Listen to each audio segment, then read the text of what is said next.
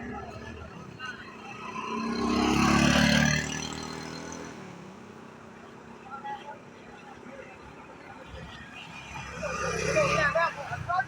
अस्सलाम वालेकुम जी। मेरा नाम ज़फ़र अली है।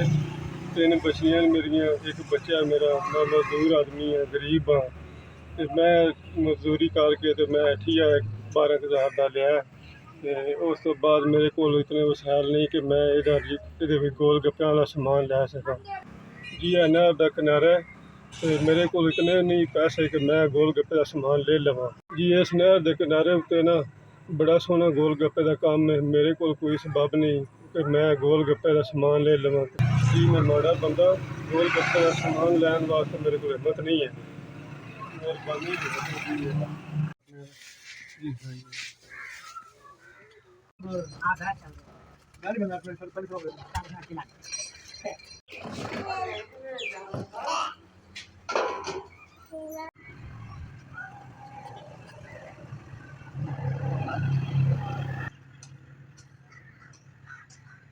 जी मेहरबानी भाईजान, बड़ी बड़ी। मेरे को सारा समान आ गया।